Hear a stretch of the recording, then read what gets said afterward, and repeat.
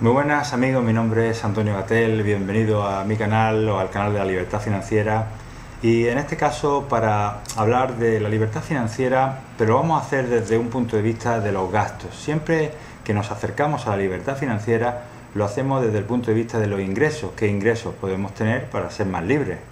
Pero la realidad es que si lo hiciéramos desde los gastos, la perspectiva cambiaría y tendríamos un punto de vista, yo creo, más claro, y que, como muchas veces digo, no se enseña en el colegio.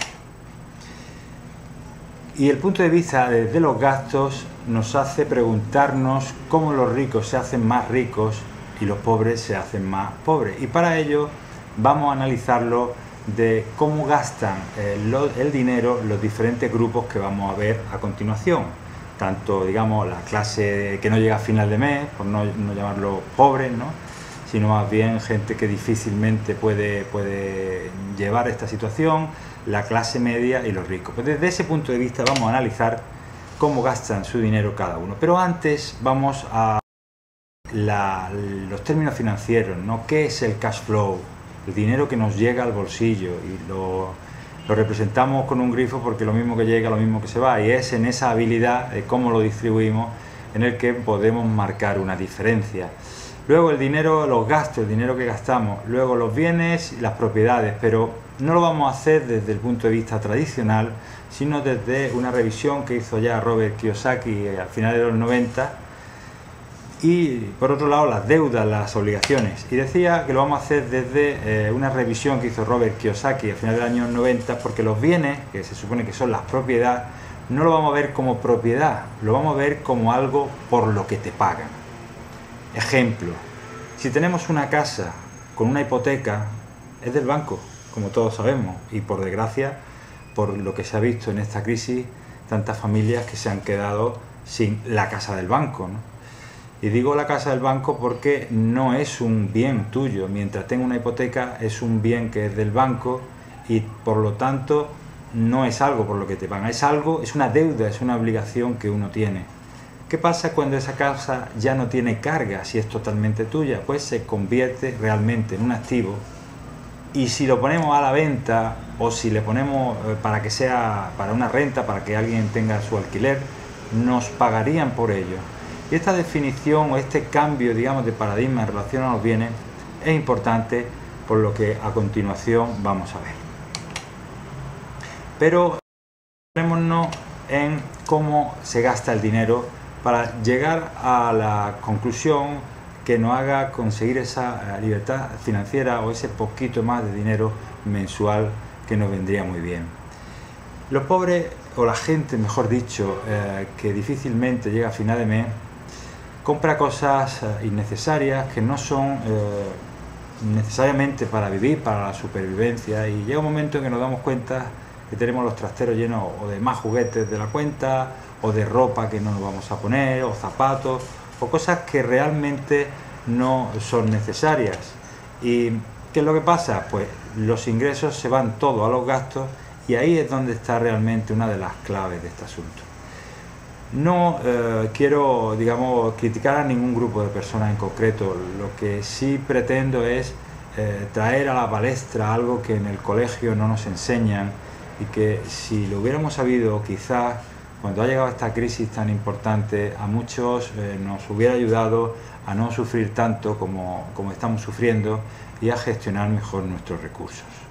Y como decía, lo que ocurre con este tipo de gastos es que no tenemos nada para poder invertir, no tenemos nada para mejorar, digamos, nuestra calidad de vida o nuestra situación. Pero con la clase media viene a surgir un poco lo mismo, que también se hacen prisioneros del dinero, de cómo lo gastan, aunque la única diferencia será que ellos, el dinero, tienen más poderío, digamos, que la clase más desfavorecidas, pero lo gastan en casas, coches, y se endeudan también en otra serie de responsabilidades, a diferencia de, digamos, las clases más desfavorecidas, de responsabilidades que hacen que tampoco salgan, digamos, de la situación en la que se encuentran, porque los ingresos, que son interesantes, como vemos en el ejemplo, siempre se mantienen a la par de las deudas, responsabilidades, o incluso, en algunos casos, las deudas superan a esos ingresos.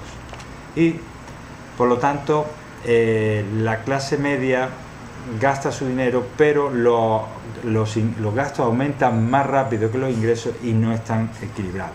Conclusión, pues tienen que seguir trabajando para mantener ese nivel de gastos. ¿Qué tienen en común tanto la clase media como la más desfavorecida? Pues que dependemos de nuestro propio esfuerzo para mantener este ritmo en el que nos encontramos. Y por otro lado, otra cuestión fundamental, y es que hemos sido educados para cambiar el trabajo o el conocimiento por el dinero, ¿no? Y además son las clases que más pagan impuestos. Es decir, te encuentras en un círculo vicioso en el cual no eres capaz de salir y decir, bueno, ¿y qué hago yo entonces con este conocimiento que tengo? ¿Cómo puedo hacer que el conocimiento trabaje para mí? ¿O cómo puedo hacer, como hacen los ricos, que el dinero trabaje para ellos? El ejemplo típico de clase media pues sería un abogado. Puedo hablar personalmente porque yo llevo ejerciendo esta profesión desde el año 1996, y lo que ocurre es que el abogado cambia, digamos, su conocimiento del derecho por dinero. Entre medio está el tiempo que tiene que dedicar, y claro, al principio es una profesión bonita porque estás ganando bastante, pero luego te das cuenta que el costo de oportunidad es cada vez mayor, que cada vez tienes que dedicar más tiempo para mantener el nivel de ingresos que tienes. Por otro lado, la justicia va lenta, cada vez tienes más llenos los cajones de procedimientos, y acabas en un proceso de ansiedad, de falta de tiempo. Es como una montaña rusa, pues que te lleva a preguntarte si la vida tiene que ser siempre así, un constante desvarío de tiempo, de trabajo, de ansiedad, y no te lleva, digamos, a un desarrollo personal, ¿no? ¿Cómo los ricos gastan su dinero? Llegamos al punto clave de esta presentación. Los ricos, pues imaginemos una familia que tiene 15.000, pues ellos lo que hacen es invertir todo eso en activos. Y cuando hablamos de activos hemos dicho que es cosas que generan dinero, ¿no? Cosas que te pagan dinero, no solamente propiedades. Hemos modificado esa definición de activo como propiedad en sí para transformarla a cosas que te pagan. Y con ese dinero, al invertirlo en activos, se genera otro movimiento de dinero que lo vuelven a reinvertir en otras oportunidades para seguir la rueda de generación. Las deudas, por otro lado, la bajan a lo máximo que pueden. De hecho, puedo contar el ejemplo que dicen de Warren Buffett, que es uno de los hombres más ricos del mundo, que pudiendo comprarse un avión privado va en clase turista, como todo el mundo, ¿no? Y sigue viviendo en una casa en la que vivía durante hace muchísimo tiempo, ¿no? Muchas personas de estas millonarias saben perfectamente que no deben subir el nivel de responsabilidad y de gasto mientras aumentan los ingresos, sino que deben mantener esos gastos y seguir aumentando, seguir invirtiendo y ganando gracias a esas oportunidades que encuentran. Entonces, pues, ¿qué nos encontramos? Pues que ellos van aumentando esos activos, las propiedades, acciones, etcétera, y también en educación, porque la educación es fundamental el conocimiento es fundamental para dirigir nuestros pasos en un buen camino, ¿no? A veces dicen, no, es que la educación es cara. Sí, claro, es cara, pero también más caro es el desconocimiento. Eso puede salir incluso mucho más caro.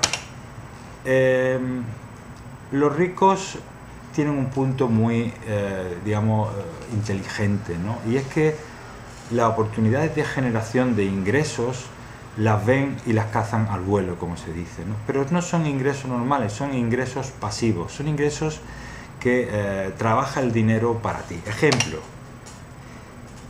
Warren Buffett, siguiendo con el ejemplo de este magnate americano, empezó su fortuna con máquinas tragaperras. Cogió, puso una máquina tragaperras, se pone en un bar y trabaja solo. La gente pone su dinero y prácticamente no tiene, digamos, un mantenimiento grande. ¿Qué pasa? Que con lo que ganó de esa primera máquina, pues se compró otra, y así sucesivamente. ¿Qué pasa? Que hacía que su dinero trabajara para él, porque no tenía que estar esclavizado constantemente de ese trabajo para ir, y entonces iba metiéndose en una rueda constante de generación de ingresos gracias a unas oportunidades interesantes de negocio para así crear su riqueza. Ellos están muy focalizados en encontrar esas oportunidades. También tienen la actividad mental o la capacidad mental o el crecimiento personal de saber cuándo tienen que aprovechar esas oportunidades. Tienen un perfil de no miedo, y luego, a medida que van consiguiendo esos ingresos pasivos, pues van replicando en otros negocios, y así la rueda pues sigue continuando. Por lo tanto, la conclusión sería que, bueno, además de saber cómo se hace, si no tenemos una apertura mental para aprovechar las oportunidades y sobre todo según nuestro perfil, pues nunca podemos generar esta riqueza que pretendemos, ¿no? Y yo diría que, bueno, la gente que no llega a final de mes compra cosas que no sirven.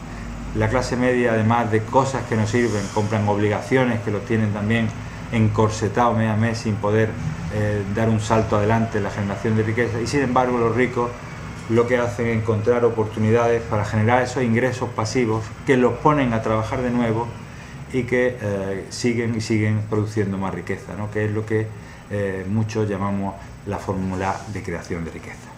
Pues muchas gracias y hasta el próximo vídeo. Chao.